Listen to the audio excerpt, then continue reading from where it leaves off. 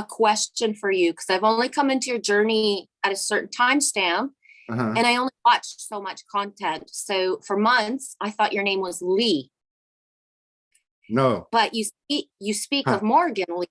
Yeah, Morgan Lee's my wife, my partner. Okay, so that energy is so strong around you that I actually thought that was your name. Yeah, well, we're basically one. Yeah, but that's what I was thinking. She's your wife. Yeah. But it's powerful that until Yolanda wrote in a comment, I suggested to Todd, you guys should speak. I thought that was your name. Isn't that cool? That is cool. It is. It's really it's very cool. And everything is significant. I mean, everything is telling us things, right? Like, so that's really, to me, I take that and I can relate to it. I can resonate with it. And it comes at the right time. And yeah, you know, I can certainly see how that would come through. Yeah. And Lee for me is part of the name, like it's a safe name. It's part of my thinks that I feel comfortable when that those syllables are there. Because sometimes it's not about the name per se, it's just the syllable Lee, right? Like just the way, short, sweet, to the point. I don't know if that makes sense, but yes, it does. But I didn't put the title on I had to go back and change the title and everything. Hang on. So let me get it one time right. You're not on Facebook, right? So no. Okay, that's right. All right. So how do you spell Genevieve? Give me a second. I'm not the best oral speller. Oh wait, I have it right here. I have it right here on the screen. Hang on. Okay. Jean. Yeah. Oh man, it won't stay there. V-I funny E-V-E. Yeah. V-I funny V-V-E. Genevieve. Boom. Okay, so now I'm going to copy that. All right, updated there. Let me update on YouTube. Okay. Dang, I can't believe I did that. I'll do it after on YouTube. I don't think I can do it during. All right, we got 17 in the house on YouTube. We got, I don't know. We got some on Facebook. Let's see. Okay. Yeah, what were we talking about? Oh, just like the whole thing with the way things are coming through, just like when people connect, like we connect. Like, I think today is awesome because it was March 1st. All this energy's been coming in, all this incredible intel, all this peace, and I don't even know how to describe it. It's not fluffy love and light. It's something amazing. Something amazing is happening. And it's anyway, so go ahead. It's not all fluffy, but within the non-fluffiness, when you can feel past everything, all is well. All is well. Right? Yes. Yes. Definitely. Yeah. And and so like I think there's something with today, March 1st. I don't know. I mean, it just like, I don't know. I can't explain it. And so I think where I was going with this was it's in the living experience that the alignment is coming. We're understanding it. We're energy masters in the making, in a very, you know what I mean? This is like masterful. So I get up this morning and I'm just like, whoa. Like, wow. I mean, it's been building for days and things have been going on. Massive physical download last night. People were talking about it. And so that's why last night at one point I emailed you and I put my phone number down. I was like, if you got time, can I talk to Todd? Is that why you did it? Oh yeah. Yeah. I got this. I can't go back into last night to what I would have wanted to say and where I would have started off. So because that's how big it was. So this happened. This all happened at the same time. All right. This all happened at the same time. And so it was in the evening. I remember when that came in. I'd been blown up since like 24 hours. I mean, that night was just crazy, but I won't get into it. But this is what's interesting because there's three. So I went for a walk. I was going to try to lay down. I couldn't lay down. I got to get up. I started walking. I got all this energy, all these downloads, and I'm walking and walking. I walked for like 45 minutes, and I called Morgan, and I told her what was happening. I told her some of the intel I was getting. So then I went back to the house, and I was in the, sitting in the restroom on the crown, just chilling. And I opened up Facebook, and Pat Donworth, who always posts about the CMEs and the solar flares, like she's on it. That's her thing. I see the first thing I see is she says a CME just went off, another one after several days of just massive ones coming in, right? And it was 2 hours earlier. It was exactly the same time. You sent me the message. So I'm forwarding this to Morgan. And sometimes when I forward links, I forget to put like a message, right? Yep. So I wrote the message first, and I put this happened when I called you when I was out walking, and I said, because we hadn't talked, we had done a session. We usually talk afterwards, and I put, I'm in the library. I'll call you in a minute. And I clicked the button, but I forgot to send it to her. I posted it. So I posted on my page, right? So I quickly went and got on there, and I deleted it. And then the next thing you know, I call Morgan on the phone. I'm cracking up, and then my friend sends me a message, and she says, "Hey, I just saw that post you put up, and I couldn't comment. You took it down too fast, but the same things happened to me." And she went on to talk about it. We exchanged a little bit, but she said to me, "Have you ever felt anything like this?" Now, this is a very sensitive friend like you, I imagine. And she said, "I have never felt anything like this." So something big did come in. But where I was going with that was, so this morning, it comes into the morning, and all this new energy is coming in. You just feel like I don't know. I feel like I just came out of the womb or something. And we started having this exchange, and I don't even know it's you. We haven't met. And I'm like, "Hey, let's do a show." Because the message I got was the one from last night. I want to talk, you have time to talk? I'm like, "Yeah, let's talk, but let's do it on the show, share it with our brothers and sisters." What I loved about it and laughed about it this morning in the last hour, because I wrote you back and said, "That's in an hour." And you're like, "Okay, let's do it." Was a spontaneity, right? Yeah. Like, I think that's so key to what we're creating or coming into or aligning with, the spontaneity. But welcome to the show, Genevieve.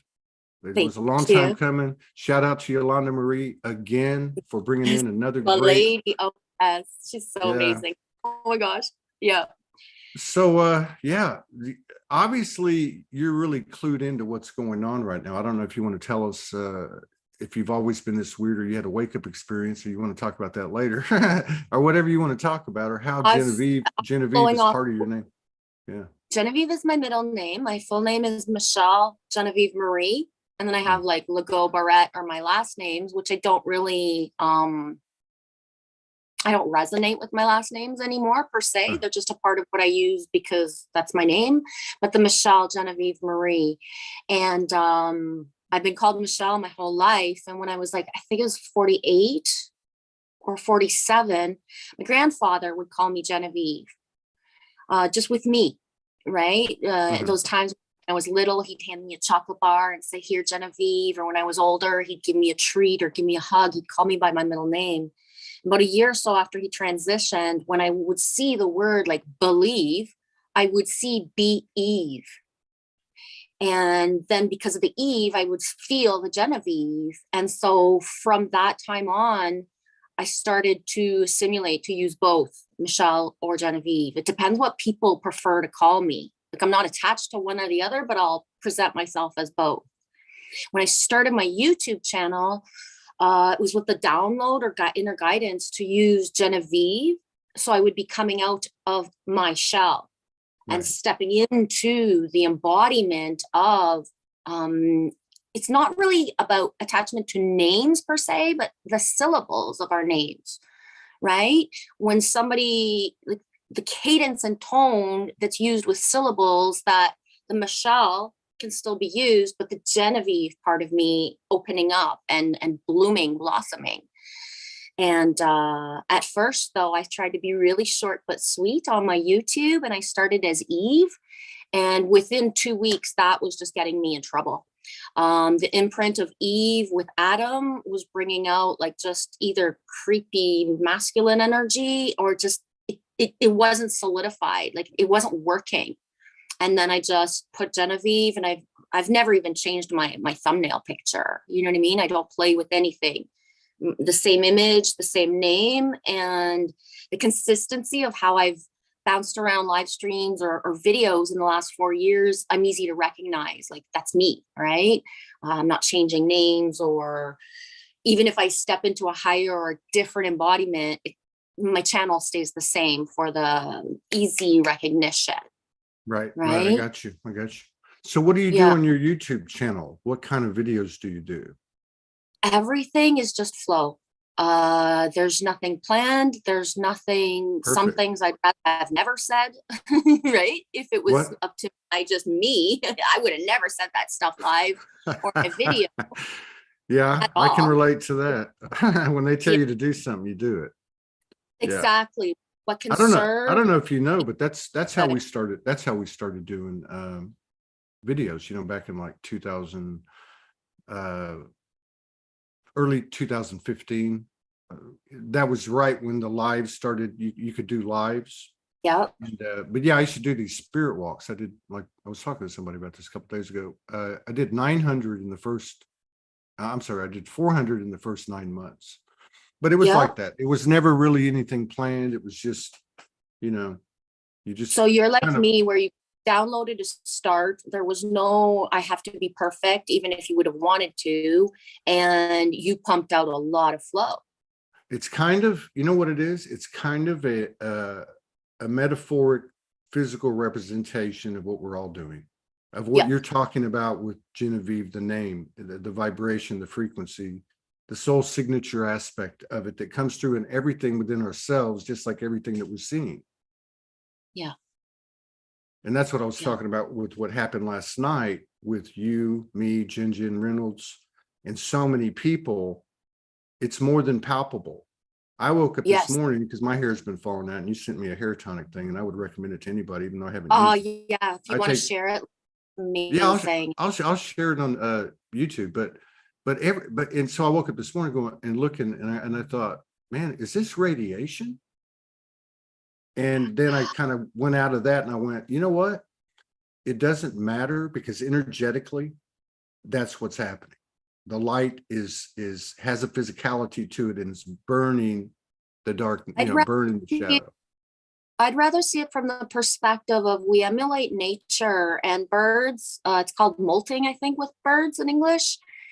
Birds shed their feathers as well. Our hairs are antenna. It's very powerful. And what is stored in our hair from the past, like sometimes I shed hair so much that it's like, what's wrong with me, right? But once that release is done, and I don't tend to cut my hair a lot, I'll take snippets off by myself. I don't share my hair, have grooming done. I do that myself. And the shedding always comes with what needs to go from my past, in a way. Makes like sense. There's some feminine who will, like, literally once every few years shave their whole head to really just like, boom, everything of that is gone, and everything that grows back is new. But that hair tonic works like magic. Really? I think it is, first of all, I believed in it when I made it. Second, the power of making it myself. The smell of it is just yummy. The ginger and clove, and rosemary. It's so simple. The trinity of the simplicity of it. Right. And it worked very fast, and I wasn't even super consistent. I think a lot of it, my belief that I've shed enough hair, and then I'm doing something tangible that, I created, that remanifested, that was just done, the shedding as well. But the feeling of that, right, as well, like, it's not the lady in the video, my wig, right? Yeah. Yeah. The lady in the video, you can tell when the truth frequency is coming in. She's like, no bullshit, just straight at you. Here we go. You know?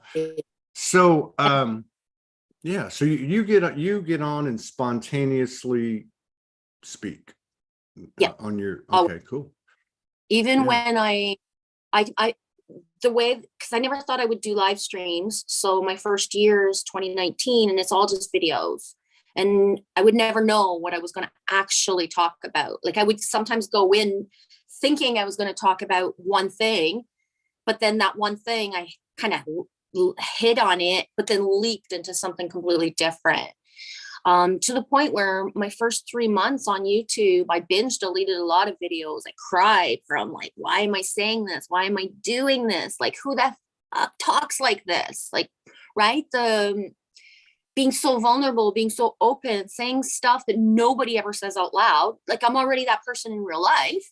Right, right. But that on a world stage where just anybody can be watching and pressing at any time, I feel energy and I can feel when people watch me. Yeah. So it's taken me years to master what it feels like in the middle of the night to be sleeping and then to be kind of woken because somebody's watching my videos, right? Like somebody's watching me right now. And truth be told, like there was a time a year after I started making vids where somebody shared a video where they were doing yoga, playing guitar, but watching me on the screen. And it was a widescreen television. And I almost passed out when I saw that because I was like, oh my gosh, I never thought anybody was looking at me and anything bigger than, you know, an iPad or maybe one monitor. I never considered I was lifelike in somebody's living room.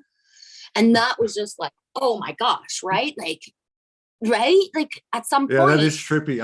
I had a friend when I was we were living in Arkansas. A friend lived down the road, and I walked in one day to pick something up or something. I don't know what it was. I just walked in, and she had a big, one of those big screens, and she had SoulSpeaks on, and it was like kind of funny. It was kind of trippy.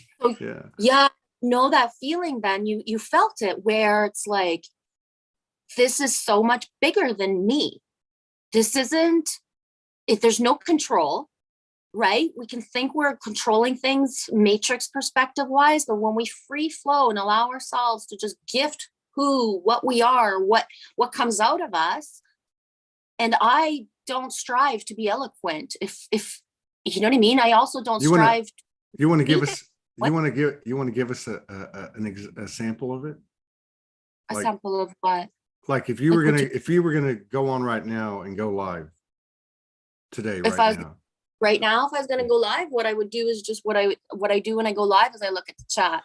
So I'd be like, way right on, Mountain Rain. Thanks for coming in. And Alex is here too, right? Oh, everybody's basically saying hello. They're not writing certain things down. Like if I asked, did anybody else have that feeling that we spoke about at the beginning of the stream where last night, boom, we pivoted, like, right? And then what people choose to write, that's how I bounce in my streams, right? I'll ask a question, I'll say things out loud, and then we'll say. So you're very interactive. You're very, yeah, which is in my streams, I'm only interactive. So me not looking at the chat right now is like, and just me and you focused as different. Yeah. Well, let's just. If I want to talk, if I have a subject, then I make a video, I rant, I ramble, I say whatever it is, and it's just out there. But then when part of my mission and my purpose is to like be a gatherer, right? So my live stream's like a round table where people choose to come in or get guided in. And then they either participate or they don't. Some people it'll take days, weeks, months, or years before they comment that they've been there all along, right? Everybody has their free will of how we find each other and how we participate when we find each other as well. Right on. Hey, let me get somebody write this down. They're asking for that hair tonic video. Okay? Cool beans. Yeah. So somebody write this down because she's only got 47 subscribers and it might be hard to find if you search it. So it's just simply entitled Hair Tonic, capital H, capital T. They're not all run together. So Hair Tonic. And the name of her YouTube channel is capital Q. So it's quick. And this is all run together. Capital Q the word quick. So capital Q, UICK, then a capital Q, all run together, UID. So it's capital Q, UICK, capital Q, UID. And the name of the video is Hair Tonic. All right. Cool. I'll share it in my community posts later as well. I already have it like months ago. I have been sharing it out because it works so well. Right. So how did you get to the party? How did you get to the party? You know, on or about 2012, and some people have come on the show, it was in the 60s or the 70s or the 80s, many people in the 90s. But for the most part, you know, in or about 2012. And of course, the characteristics of most of the people that we all know, which is, you know, black sheep. A lot of people went to sleep, got, you know, had some traumas, reawoke. I mean, what happened to you? Some people had visitations. The way that I don't use the word party, I use the word ballpark. And I've been at the ballpark sitting on the bleachers since I was a toddler. Okay. You know what I mean? Since I was little, I've been questing and searching for soul family to the point of even driving my own family bonkers because you already have a family. And it's like, well, no, I don't.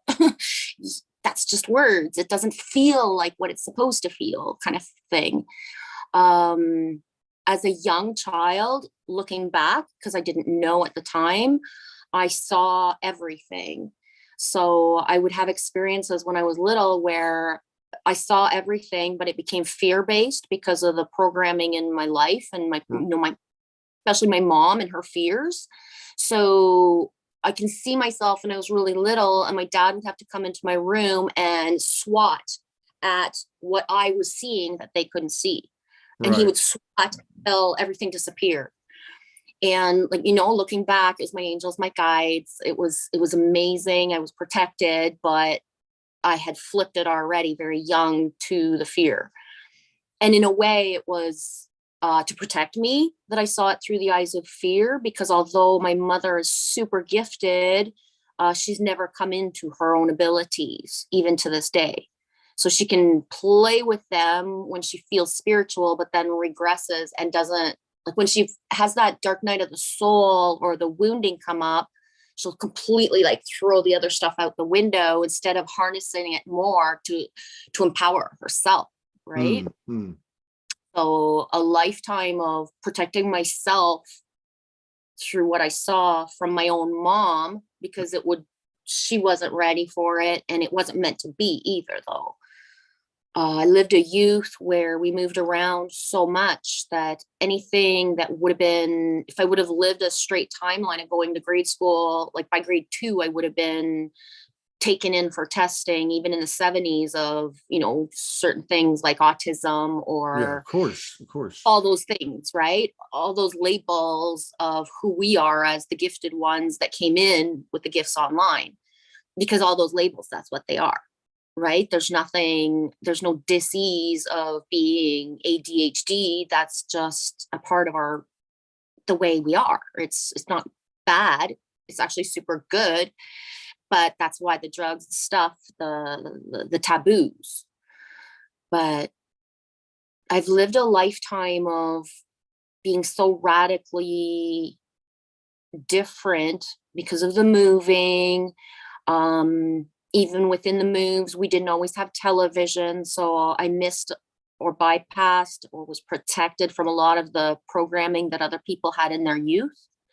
So how, you know, a child or family that would have lived typical suburb Canadian or American life, well, us moving around, being rural, being here, being there, not having television all the time, I'm not a part of the imprinting the same way that others can be.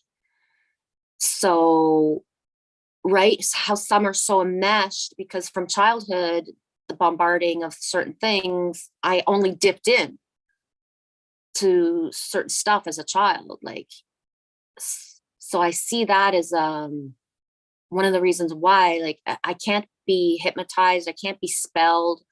I didn't believe in certain things even as a child. The concept of God God is God. God doesn't talk bad about Satan. You know what I mean? That's not a part of my timelines or my reality.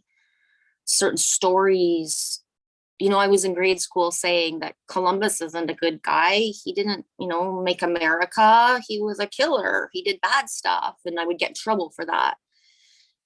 You know, they like all those perspectives of like, why does everybody say this is good? That's bad. It's not healthy. It's not pure. But then being told that this is what we have to learn, and we have to learn it from this perspective. And so everything was always just get through it as a chameleon, right? School, stuff like that. Do the stuff I have to do, and then know what I know, even if nobody else knows that. Did you, when you, because I think we can all relate to the whole chameleon thing, did you unconsciously pick up any mask that you later had, you know, discovered and had to remove? My mask has always been my own authenticity. Even when I was assimilating and part of people's lives or journeys, I still was always the one that, wow, I can't believe you said that out loud, or I can't believe you just do that stuff, or you're so spontaneous. I've never been like that. And passing along people's lives, like, I only get a certain amount of years to be rooted somewhere, no matter what age I am, and then I'm gone. Mm-hmm. Right. And not in a way where it's like, I honor timelines and soul contracts even before I had an understanding of what soul contracts were. That's always been my life. So letting go of things is very easy for me because I didn't live rooted. I don't have the memory bank of, you know, this is home. Mm-hmm. Everywhere is home, because that's where I'm at now. And then like the longing now is like where I am in my reality right now is not home, but I know that the divine detour that I'm in, the next kind of in place for me is the feeling of what I've been waiting for to manifest for my life. But I'm not there yet. And then because I'm aware of what timelines need to come into play, I can't make certain things happen on my own, because the soul contracts, the Right. timing, yeah, are all a mess. So, okay, this is very interesting. Okay, because again, I can see the trajectory of it and how the collective as well, right? People, you know, just our experience that we're sharing. So at the end there, you're saying that, and I think a lot of us are feeling that, like even this morning, that your feeling is, your instinct, your innateness is that something either has arrived or it's about to arrive. You could call it abundance, you could call it 5D, call it whatever you want. What are your thoughts on that? Are you feeling that? What are you feeling? I believe we are the ones we have been waiting for. I believe that there's nothing outside of us that is an event or a solar flash or a love wave. It's us. Right. It is us. And the reason that people predict certain, you know, love waves, solar event, or whatever the words, but it never actually comes into fruition, is because spiritually, there's so much of like, I call it a hijack, but it's like voyeurism. People are so used to looking at the screen, listening to other people talk, that they're not playing parts in their own movie. So when hearts come together, when people open their heart and trust another, and then amplify that by 10 people a day, 100 people a day, or 1,000 people a day, that's how and why this energy of March already feels different. And we're not even Eastern time, 2:00 yet. Yeah. Because we're tired of the waiting part, but we're waiting for our own selves. Like there's nothing coming down that's going to be a wave, because the wave comes from us, but it can't come if we don't step into the timelines or trust or make new things happen. Right? I don't know. So I don't know. I don't know. Easy. I used to resonate with that. I don't know. And I'll tell you why. and not to be, but this is why I love this show, because to be open to things and re-examine and so on. But I'll give you an example. I don't watch too many people, and I think that part of what's happening is understanding that, there are many people that watch this show. I don't really look at it that way at all. I don't look at it that way at all. I look at it when I'm sitting down with somebody here, everybody's in the room. Every single person's in the room, because like you've known throughout your life, many people are coming into a greater presence with themselves and understanding that I am not watching two people on the screen. I'm sitting in this vortex with all these brothers and sisters, right? But back to what you were saying, and just a point to ponder, Matthias De Stefano, I think he's pretty credible, but everyone has to discern for themselves. He talks about how, or further explains birth and death, okay? That there, of course, there really is none. But in a way, there was one birth. And we made that choice as souls millions of years ago. And that it's like a ripple, like an echo. Like this existence right now is like an echo. And I kind of went from like where you're at and listened to something like that. That's the best way I could explain it. But there's still this, and I don't think it's impending anymore. It's here, it's now. That's just my opinion. But there's this impending or freshly present new something going on. Yep. And it feels like a coronation. It feels like and you're right, it does come from us. And somebody made a comment down here and they said, LOL, I don't know what they're laughing at, probably me. Thank you both. I think I'm shedding some fears of putting myself out there more within my DM. See, so this is what Soulogy's always been about. This is what rocks everything. This is why doing these shows like this with someone we've never met, we've all got code. Yeah, we've all got code, but the most important code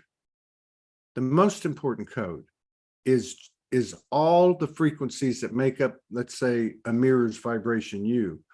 It's everything, because everything is speaking to us. And so your multidimensional expression is received multidimensionally. Our sensitivities are going through the roof. So anyway, I got off track, but my question to you, or the point to ponder is, do you feel like, after I told you what Matthias De Stefano said, and it's an echo, and it looked like you were nodding. And so, but having said that, do you feel like there's something fucking amazing happening? Like something very unique? And I mean, we can point to the 26,000 calendar, but anything out there, I'd rather self-source, even with all that information that help us wake up. But do you think that? Same. I don't watch a lot of content either. What I do is because I'm guided to. Sometimes it's not because it's to be aware of what's going on type of thing, or where's people's energy focused. And what I meant by voyeur energy is, if you take the time to go into a video or a live stream, I get what you're saying. Within the time that you're there, the connections that you make, if you participate in the chat, will elevate you and bring you a certain a bliss feeling. If you allow yourself to watch anything, but there's never any contact, communication, or something that ripple effects from it, why are you doing it? Right? Because it's like the way that there's so many card readers out there, but you got to take that information and pivot with it, not just press on reader after reader after reader. So that's what I like, the opening of the heart space, where you feel like, I'm going to reach out and email this person, you know what I mean? And allow for because the more connections happen, we are one. What helps one helps all. So if today 5 new people feel like, wow, I feel seen today, I feel heard, or I feel like I found a friend, like the shivers just saying that out loud, right? Like that's why the potential is always there of how rapid that everything can be, because it already is. Well, It's not, it's contagious. can't- It's the real virus. it is, it's contagious. Yeah. And in the best way. But I get the voyeurism thing too, because I always look at it, micro, because that's where we are, boots on the ground, macro. And again, I think I get a slant of what you're saying, and it's very true. Because I joke a lot, and my friend, my brother Ty, he's gotten into animation, put some stuff together with Soulogy. And I was joking because we made avatars of ourselves, right? And I said, look at this. My higher self creates an avatar, and that's me, right? Or down the line, right? Just through the different incarnations. And then here I am creating an avatar. And we're creating a like a Sims world, Soulogy universe where people can, and so the avatars creating avatars. Maybe that's part of the spirit scientific explanation. I don't know, but I just find it, it's a paradox. It's a paradox. It really is. It helps you not to take it too seriously, but at the same time, too seriously exists as well. It's always just the integration of you know what I mean? The polarities. It's crazy. Yeah, like taking it seriously. I don't resonate with calling life or this world a game, because a game implies that there's winners and losers and that there's some sort of rules. It's a play. It's a movie. And, are we participating? And for myself, who's been a starring role in my own movie for years, but I don't have my supporting cast in my reality. Right. So my supporting cast within my virtual world is something that I've learned first before having it in my reality.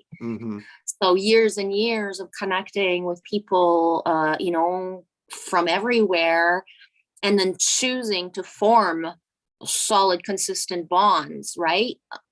Putting the energy forth of the love. I don't just say I'm love, I am embodying it as well. Within what I do, right? Been doing this for 4 years, and then within like the sisters, but a lot of brothers that I found, we pull the same cards, we say the same things in the same timelines. That's how connected we are. And some people have chosen in the last years to take that from ego of, this person is stealing my content. She is saying what I'm saying. She's bad, or she is this, she's stealing my stuff. But it's like, no, it's the opposite. It's like, whoa, gosh, I can't believe we just did the same thing. We're thinking the same thing at the same time, the same day. You know how powerful that is? It's like amazing, right? To feel that there's mirror reflections of us somewhere, everywhere. And that at the same time, we're hearing a train whistle, or that imagery of the rose has come up within us, or that we get a download to share a message a certain way, but with different words, right? It's amazing. Patrice. Well, even like, and I totally like, look, any moment has unlimited potential. A session, a show like this, a reading. I fully believe that in the vast majority of cases that both people involved, or if there's 2 or more, whatever the number is, directly affect what occurs. We're quantum thought creators, and we're coming into consciousness of that, and we're becoming conscientious because it works. And there's so many different things to it, but first and foremost is, what am I looking at? If I sit down with a card reader and my energy is skeptical and all that stuff, I've seen things happen to make people's head kind of go, oh, okay, wait a minute. But I've seen it the other way as well. But I think that the importance of what you were talking about, like you were saying, there's many card readers, but yes, what is being pulled up at that time? Are you here with me? Open, I'm open, and I wasn't a big believer until I met Morgan. and she had a set of cards called O cards. And these are the craziest cards you've ever seen. They're pretty famous because I've mentioned them before. And they have two cards for your drawing. One card is a word and one is a picture. And I think you pull the I don't know which one you pull first. Say you pull the word, and it's a subconscious game. And then what you do is how does that feel from the human?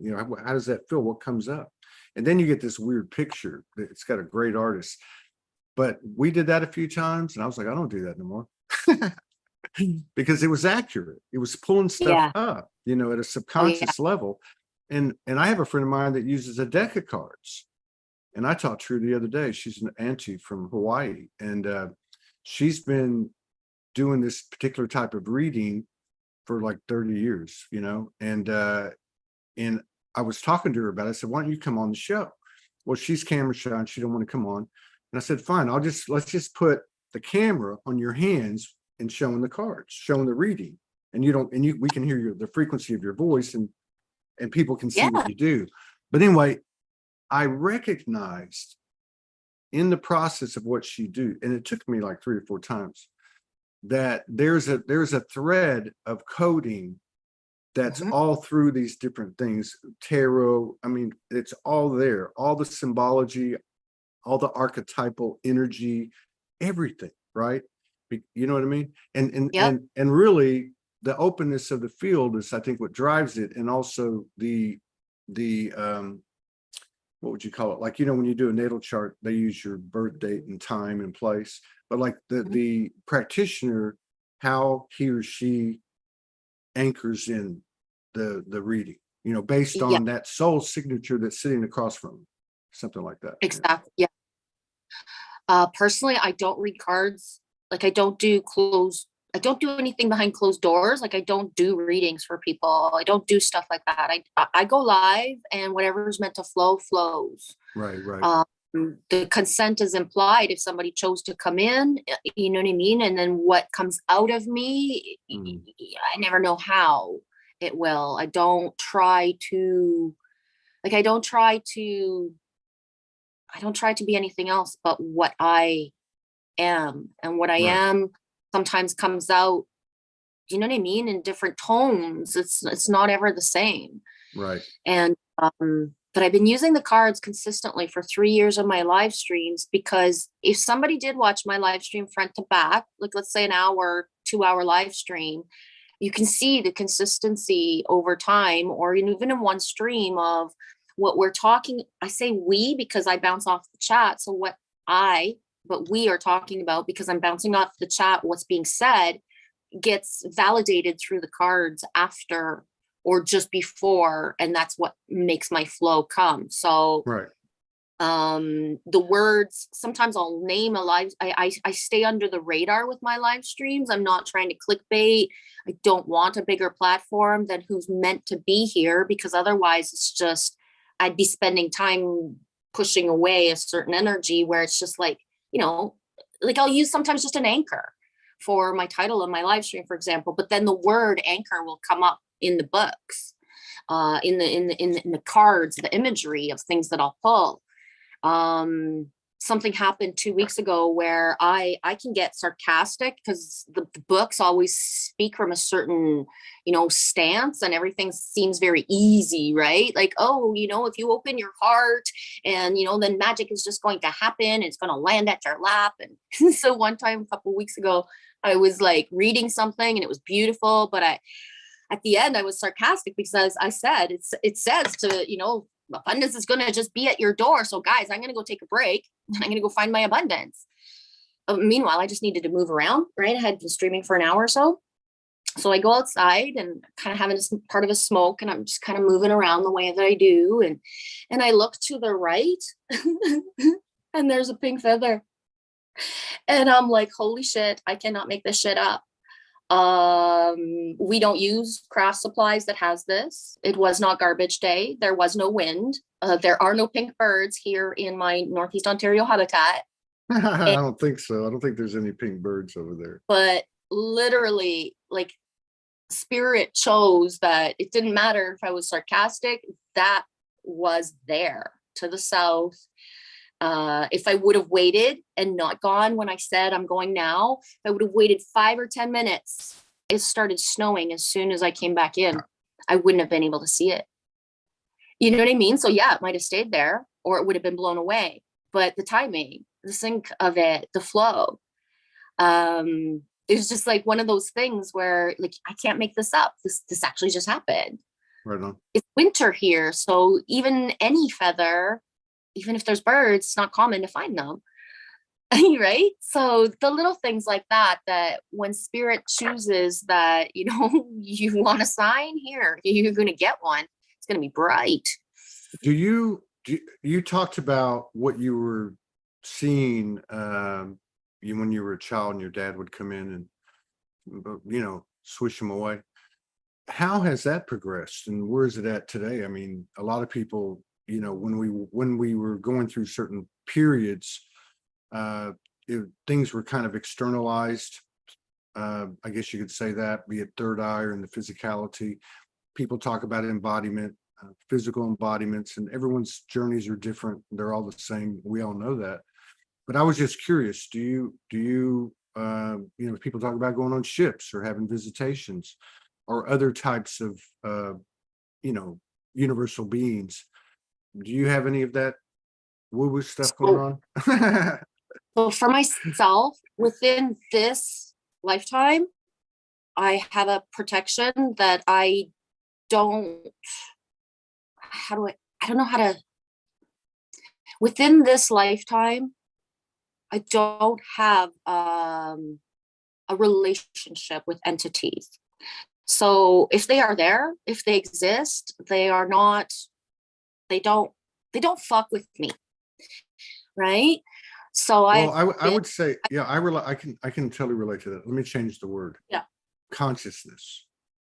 So Yeshua has a consciousness. I have a consciousness. Soulogy has a consciousness. You have a consciousness. Your channel has a consciousness.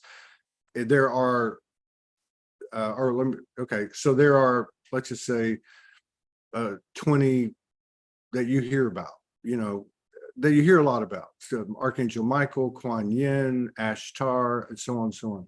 I was just curious, like, were there any consciousnesses that you kind of resonate with, that have kind of guided you or you align with or discovered in yourself, however you want to interpret it? For myself, I don't use certain names and labels. So yeah, I got a really good relationship with Archangel Michael. My first name is Michelle. I am of the Michael, the L, the family of L. That's it. I don't question it. I don't try to really explain it. It's just how I am. And it's always been that relationship with Michael.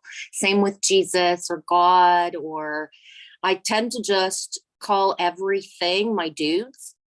That's not from a lack of respect. It's just where I'm at in this lifetime to speak certain things. Just like I can't watch or listen to certain guided meditations and drop something from my chakras and enter a crystal palace, and it doesn't work for me, right? And I just can't. I just meditate. I just trance out. I just can do certain things. I don't try to, like, it's so much a part of what I am and have always been that why do we have to talk about that? Like some of my things, it's like here's something. Last week, somebody who has like a Sasquatch channel had written, like, come in and talk about your experiences or something like that. And I was like, yeah, I don't do that. I don't, it would be like the pillow talk with my what do you talk about? husband. What do you like to talk about? Whatever flows from someone else, usually. Like, because I can speak, it's like I allow for others to, it's not take control, but it's allow them to be seen, felt, or heard and witnessed. So I already know my gifts. There are no real words to describe it because it's just me and what I do. I'm not here to sell or promote anything because I don't have a business or, anything of that. So a part of my purpose is really like to see somebody else's energy, and whether they are even conscious or not, to kind of bring it up in them somehow, but not by trying, just by allowing. I don't know if that makes sense, but like if you see somebody in a video and they're playing guitar and they have nothing to do with spirituality, but writing the comment, like, do you realize your hands, like you're a healer? Like, has anyone ever told you? Do you practice healing? Do you do Reiki? And then the comment back will be like, wow, you're the first person to ever say that. Or wow, you're the third person. I really should look into the Reiki. And it's like, yeah, you should. You're really just that powerful. So there's a part of me that I just am what I am, and I need for others to find what they are so that we can all join together and like share that, right? I don't know if that makes sense, but my whole spiritual path and everything, even within the spiritual, like listening to other people, like everything of me is bass backwards. It's not the same, right? So, and that's part of my purpose and mission as well, is to really show up as I am, so that people who have tried forever and a day to listen to meditation, but it never works. And it's like, it's okay, buddy. It's okay that it doesn't work. Make up your own. We don't have to. A lot of times, because of the overwhelmingness of people describing their gifts so much, the first thing that people want is to open that same thing inside, but it's so different what they have, that, right, to see different reflections of everyone and then grab what we need, not the word for word everything. Like when you like when you read a book and only a certain part is like the cherished part that you're going to remember. Yeah. Yeah. You read a book and there's a certain part you remember. Yeah. And then what? I tend to not read books anymore, but just open books and then get the certain line or paragraph. But about 6 years where I don't read books front to back sometimes, but it's very rare, like maybe 1 or 2 a year. But just I grab books and get the phrase, the word, the synchronicity, the flow for the day, or if I am asking a question of my higher self, then all of a sudden I'll see the book and then I just open it and the answer is there. And So I think for myself that I trust myself so much of what is already there of my gifts, and then knowing that the rest, whatever veils that I have, it's me that chose to have the veils. There's nothing outside of me. It's not because I'm not worthy if I can't see something that I would want to see. It's because if I see too far in the timelines, I'm a timeline bender. The part of me that wants certain things for my life, seeing a certain part of the future is not, it's not good, right? Because we can bend the future by knowing about it too fast. So my veils, I'm conscious that it's me. There's a part of me that's already so ahead of my time that if I see more, it doesn't help me. So how other people have written stuff all their life, and then you'll go back to look at what you wrote. I burned things to be able to stay grounded in the now, because if I'm constantly knowing of the future, then I can't be in the now. Like, I don't know how Nostradamus did it, right? I don't know how he did it to like know so much. well, I mean, we don't know if he did it. We don't know if the ghost in the machine did it. We don't know. And I love the attitude about not getting ahead of you. I mean, we spent a lot of the early years, let's say, letting go of the past. Yep. Right. And there's still that going on. I don't give a damn who you are. I don't care who on this earth, you're subject to the human condition. All right. Exactly. And it's just a graduated kind of ascension, like a stair step instead of a straight line. But yeah, I don't know. I was going off on it, but there's no. I mean, the thing about the future, and I agree with you. We can bend whatever we want to bend, and maybe that's what shifting timelines is. And maybe there's 8 billion timelines on this earth and 8 billion different earths, you know, but the whole thing about seeing into the future, I totally dig that. And you know, most people know Franco De Nicola and I were very close friends. He had the best intel of that type I've ever heard. The most gracious and humble, you know, but he would always say, and you know, it's interesting too, because we talked about readings earlier. It's all a reading. We can all take, looking into the future is taking a snapshot, but the second that snapshot's taken, it's subject to change. Exactly. And your point about an individual, which is the only individual is you anyway. So if you're playing in the future, you're basically not present. It's of ego. It's of ego on some level, because there's go ahead. Maybe ego is too strong a word, but it's not. I was told years ago from within, and had, you know, it was written in certain places and certain people, I can't remember who though, the ones of us who are seers, the less that we try to look forward, the more that we're actually helping ourselves and the entire collective. So, and Rick Jewers in 2020, he said something, I only ever watched him a certain amount of times because I used to read his articles way back when I was on Facebook. But he said, those that think they shall be first shall be last. And that was a direct download he had gotten. And I swear by that, because by trying to predict things or think what's going to happen, there's an attachment. We're changing it. There's an attachment. Is that what you said? Yeah, there's an attachment. If we're constantly, like, it's a one thing to wake up from a dream and you saw and you heard and you got concrete something, then to consciously, like, you know, look into something. It's like I have the ability to see into people, but I'm not consciously trying. So if I'm walking down, like, let's say if I'm, I don't know, at the grocery store, people's thoughts are in the air. Thoughts are things that are in the air. I can feel that. I can see the words written out loud sometimes without. So, you know I mean, I really, you know, I mean, what you're describing is what we're all doing. Yeah. Okay. What you're describing is your personal experience and how it goes for you. But this is what's happening to everybody, every single one of us. And, you know, we're made up of infinite frequencies, and there are frequencies that you know, are more in alignment with than I am, and vice versa. This is what's coming into unification, because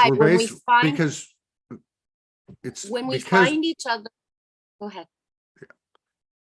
Because basically, essentially, like right now, forget the words, it's all energy. We're merging right now.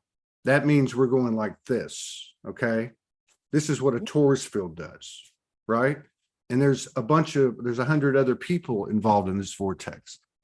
So, you know, there's a natural progression to this that's happening. It's happening no matter what. We don't need to do shit.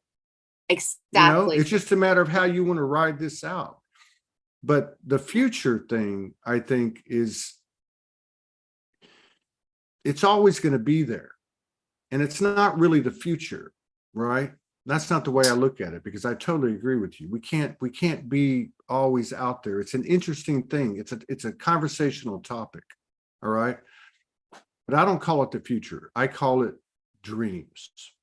Mm-hmm. So I'm here, I'm conscious. This is all I got right now. And I have dreams, and I'm going to pursue those dreams because I am the dream maker, right? That's not being stuck in the future in my mind. And I'm not saying that's the gospel standard operating procedure for anyone on the earth but me. But yeah, I mean, this is what this is all about. To me, this is what, at this moment, everything changes. The universe doesn't stay stagnant. And so we're only what we are. We are what we are right now, and that's it. That's it. And what is that? Well, it's kind of like everything behind us is the Akashic record, and we are the living library in this conscious eternal moment. So anything I can do to promote what you just took us through is above all else for that code to be presented so other people understand, as you pointed out earlier in the show, that we all have it, right? Yes. And so when we see it, and it's reflecting, we're reflecting back and forth, back and forth, back and forth, and that's what those readings are. Those cards are. There's a vortex of energy here. It's a portal, and you're the caretaker, right? Like when you do your shows, right? Or when I'm doing this or other things, right? Whatever, and we're the artist, right? And so you're reading the field.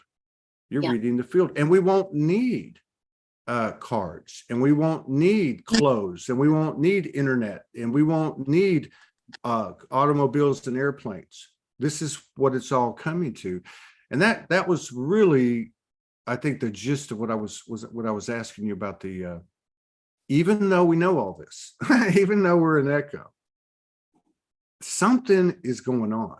And maybe it's just the energy coming in at a greater speed, and it's accelerating more and more rapidly. I don't know, but it sure feels like a really special time to me. It does. It's like that moment in the movie where it's just like, this is it. And I think that the more that we can imprint, either out loud or written down, our excitedness, our anticipation, the fact that we feel it, will help other people to feel it as well. Because, regardless of if we want to turn away from things, we have been in the most fear-based program reality in the last 3 years that humanity has never had. So it doesn't matter how many programs there was before. It doesn't matter how much the fear was, pumped into us. The last 3 years has never been, you know what I mean? There's never been a timeline like that. So the showing up, it's imprinting that people need to feel like, okay, so it's been like 3 years of blah. That's not the truth.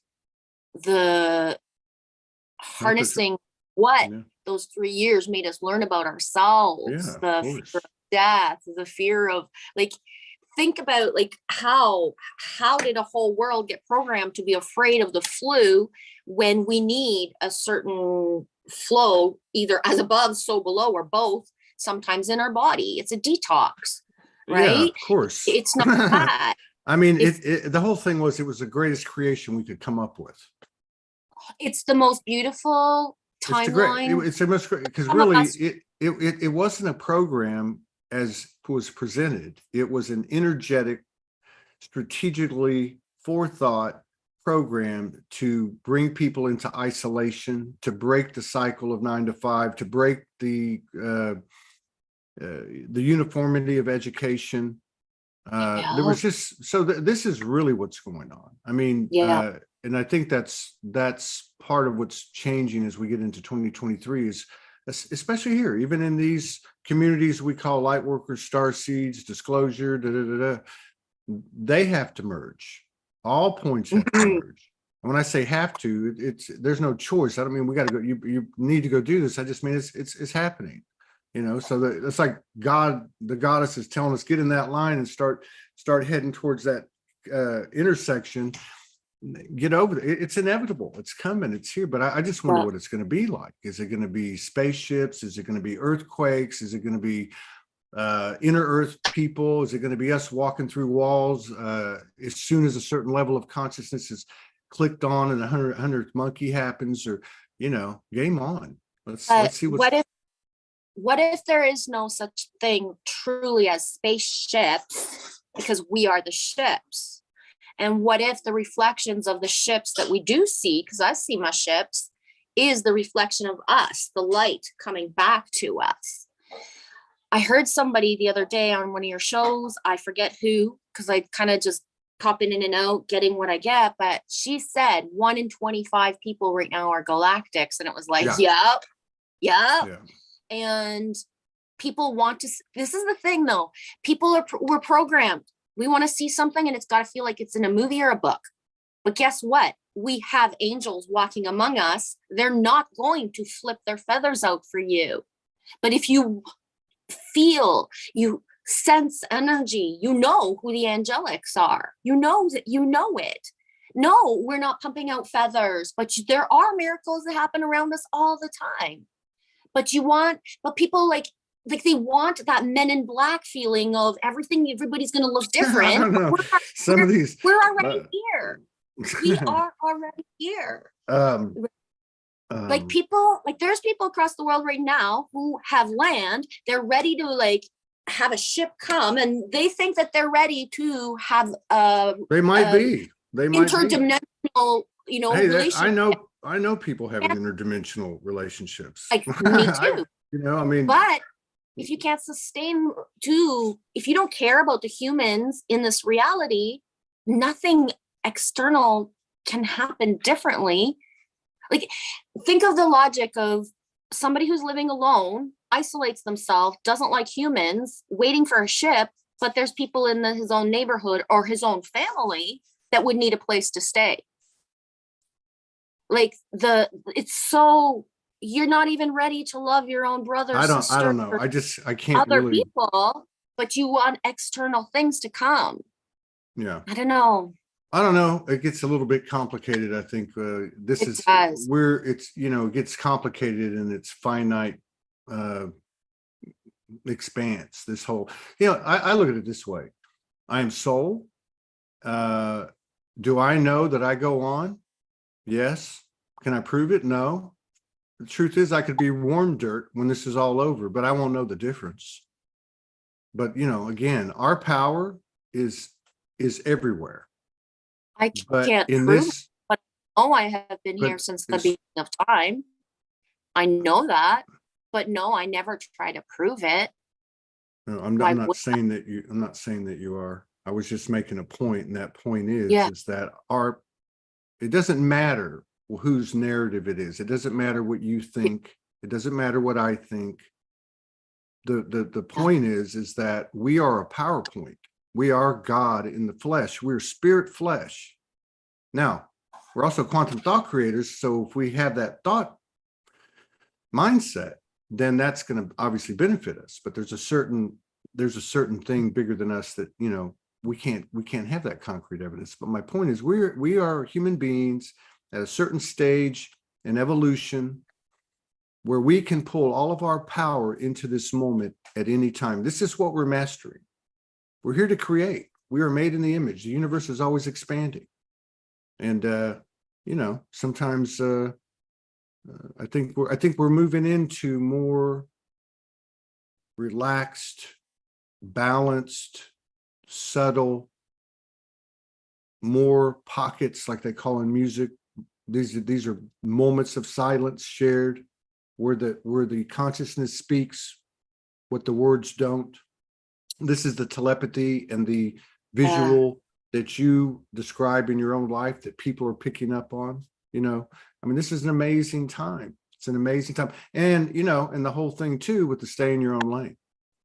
Because if you're not in your own lane, if you're worried about those people that aren't awake or whatever it is, it's an external, it doesn't matter what the hell it is. Because that's that many degrees of you not focused on yourself. And what is alignment? 100% alignment is being present with yourself. How are you going to be present with anyone else if you can't be present with yourself? Yeah, exactly. So, I've been saying since September, the people that come on this show, regardless of who they are, the most powerful things, and it's a new face. I can see it. That's one of the great things about doing so many shows. Is you see the collective, and I'm sure energy practitioners that do a lot of volume would be able to pick stuff up like Dolores Cannon did, and then put a whole bunch of stuff together, and you can see the swings and everything. But people have been so humble, so much in their humanness, humane, and you can tell by looking at them because it's all over their face. It's in their eyes. You can tell they've done the work. You can tell they're doing the work. You can tell that they're becoming unified, and it's an amazing thing to happen. I think the human being story is greatest one in the world, in the multiverses. But you know, I am biased. Man, you're a Yeah. powerhouse. All right. So that was that. Thank you again, Yolanda. Yolanda Marie. I think she's got like 5 people on the show. Yeah. Genevieve, thank you. And you're in Ontario? Is that what you Yeah. said? Yeah, I'm in Ontario, Canada.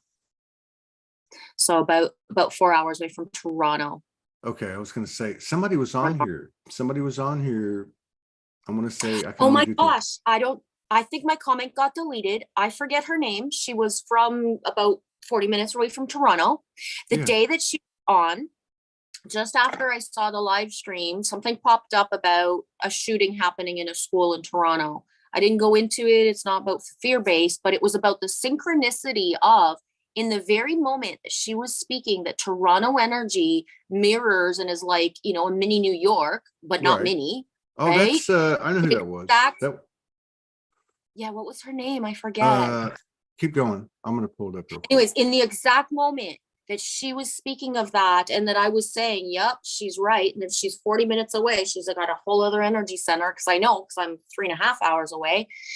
But in the exact moment, because she had talked about how schools, how certain places was just like, oof, there She was actually doing was. she was doing a school too, right? Yeah, she was. Her name starts with an E. Oh, here it is. Esther, ESZTER. If you want her email, just send me an email. Okay. Esther Jajika.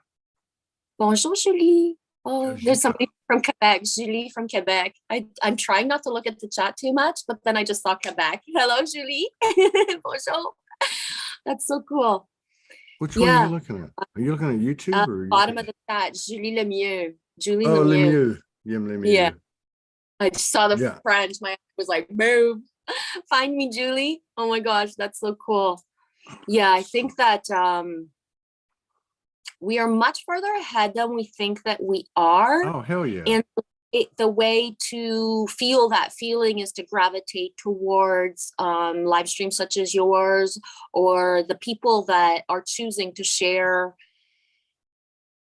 openly whatever they choose to share. I find that for myself, often I will get more of a click from people who don't even know that they are just pure light and channeling certain things without the intent of it, right? Like, we are naturally what we are, and somebody just showing up and sharing certain things, not thinking that this is the radical thing that feels good for someone else today. Right? So sometimes the simplest videos of somebody sharing their sky or their dog is that feeling that brings comfort. It brings like that feeling of good memories, right? I don't have a dog, so other people's dog energy makes me happy, right? Just because I don't have one, seeing other people what they it's like pet. I believe all animals are souls. I love animals, but I got this thing, no kids, no pets. I spent too much time, too many years. I don't want to go out. I don't want to be dealing with all this stuff, having those kind of things going on. Yeah, my daughter was like, because I'm renting her apartment right now temporarily. And she's like, can you take care of my friend's dog? And I'm like, hell no. No, like, for 10 days, I'm like, no, I can barely take care of myself, man. This is the ascension. Yeah. All right. So we got another sister coming on at what time is it? Okay, it's 2:15 New York City time. So in 2 hours and 45 minutes, Anthea Sparks coming on. She's very cool, very cool. Just like Genevieve. All right. So I appreciate it. Maybe we get together again later in the year. The name of your YouTube channel is Genevieve, just like your name. Yeah, just Genevieve. Yeah. Yeah. So and if you want that Esther, what Jajika's information, just send me a note, and I'll pull it up. I'll pull it up on my email. Thank you so much for coming in and sharing space with us and honoring us with your presence and your power and your grace and your beauty and your wisdom. And thank you. That's amazingly fast. Thank so much. And thanks to everybody who came, and my people loves you. And I hope any new people who feel like reaching out, find my channel and my emails in my about section. I'm not hard to find. Right on. All right. Ciao, ciao.